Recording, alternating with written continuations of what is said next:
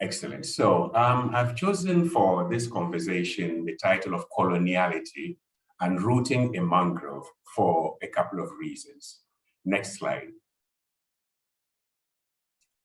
Anyway, what I'll be saying in these next few minutes is actually can be found in a paper that I co-wrote with Olivia Rutsazibwa, who's also a member of our decolonization network, on the stakes of decolonization and the COVID-19 pandemic. But what I'm going to try to do, next slide, is really to offer a sort of conceptual map, which will then set the ground for the speakers who will be coming after me. They will be tackling specific aspects and questions regarding decolonization, whereas I just want to point to some of the key concepts about decolonization, because themes that are this wide are often very difficult to pin down. And that is why I decided to choose the image of the mangrove. I come from Ghana. We have some mangrove forests just near the Atlantic Ocean. And while, I mean, it is absolutely important to conserve and preserve these mangroves, while I was moving through them once with a canoe, I asked myself, how can you uproot a mangrove? Mangroves are very interesting because on the one hand, up at the top, as you can see with this image, you see a very lush green, and underneath is a lot of mud, it's a lot of dirt, and it's very messy. And what's more, the roots tend to spread themselves in such a way that it's almost impossible to uproot one. And I thought to myself, well, decolonization is similar to trying to uproot a mangrove. So with this image in mind, let's move on to the next slide.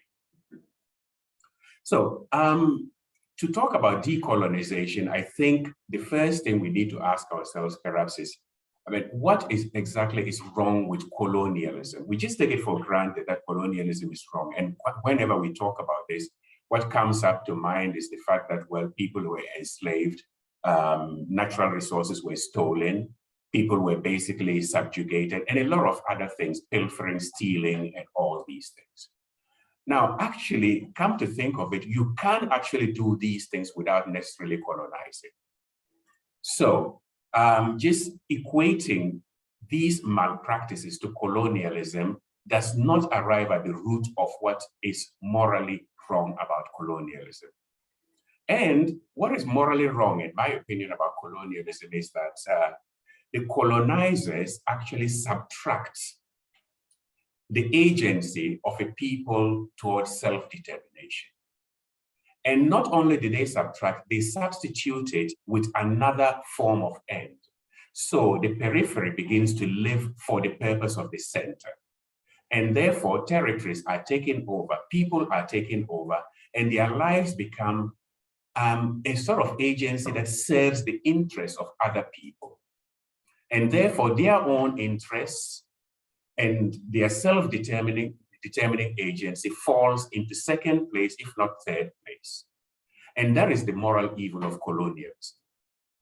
But we can almost say, well, the colonial era is over, the 1960s, the winds of freedom, you know, the Union Jacks and the French tricolors going down all over the world, and new countries coming up. So the colonial era could be said to be over. But we're living in the post or post-colonial era, and what has actually taken over is what we now call coloniality, which is the legacy of the colonial era. Now, coloniality operates along three major lines. However, the interesting thing about coloniality is that it does not operate in an overt manner. It is almost silent, and it is difficult to actually see. You need to sort of like, you know, lift the curtain to see how coloniality continues to operate and the colonial mechanism stays solid. And these three areas, and I'm just going to mention them briefly because I know the subsequent speakers will go into them more in detail. One is epistemicide. Epistemicide basically means the killing of knowledge from sources that are not considered to be sources that can actually generate knowledge. And this happens across fields. And especially when we're talking about health policy systems research, we talk about actually creating a normative system that does not allow other forms of knowledge to flourish. And I cite here a paper by Emily Cloater where she talks about the normative framework, for example, for approving traditional medicines. At the end of the day, it has been designed in such a way that for any form of traditional knowledge of medicine to be accepted and widely practiced, this form of medicine has to conform to the biomedical model. Therefore, if it does not conform to that model and those standards that have been set, then it is considered illegitimate or even sometimes fake. This way, we continue to ensure that certain forms of knowledge will never become official. And this is also entrenched in our educational systems. Secondly, we can talk about ecocide. And ecocide, yeah, sounds like, a terrible word, but the formerly colonized territories were actually designed to be producers of extractive material, primary products, natural resources like minerals, which are then processed and given value elsewhere, and therefore they do not control the processes.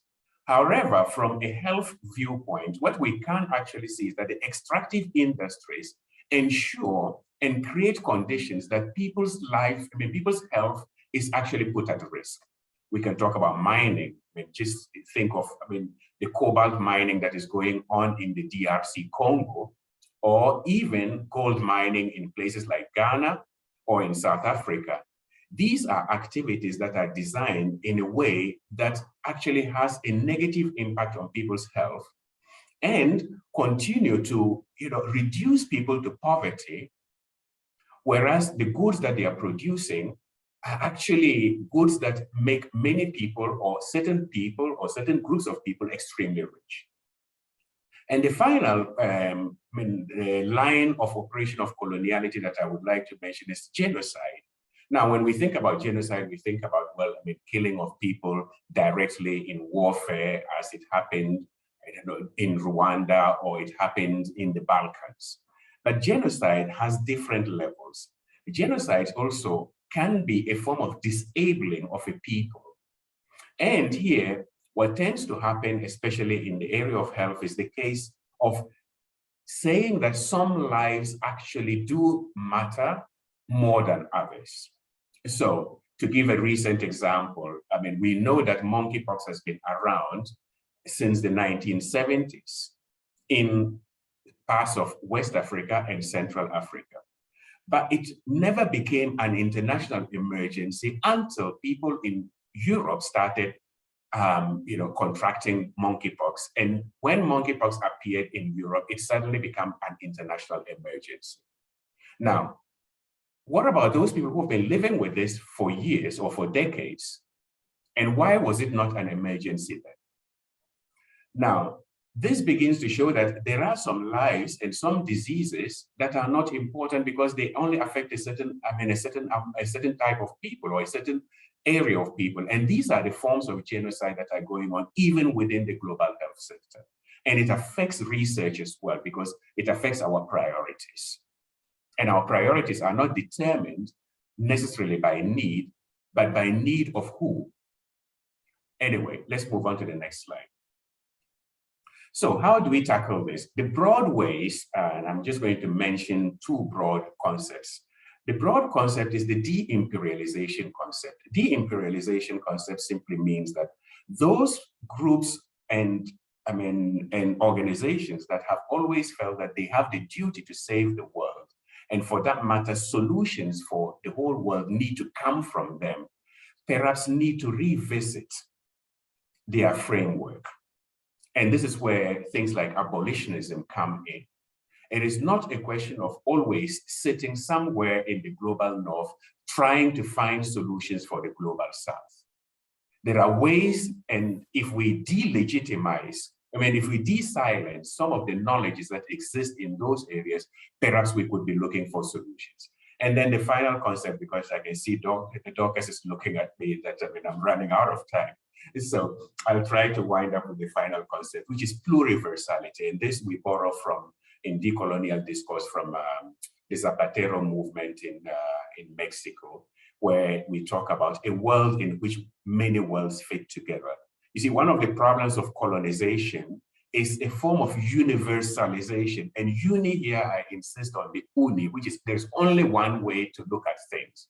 But pluriversality means that actually it is possible to look at things from various angles. And let us remember this, and this is from Amartya Sen, and I'll conclude with this. You know, we do not necessarily have to agree conceptually on everything in order to be able to work together. All we need to do is to agree on the goals. But what is most important is for us to understand each other. We don't need to agree, but we need to understand each other. And that is how we can build a pluriversal world that allows various forms of knowledge to emerge and to be able to make a contribution to a richer and more complex world. Thank you.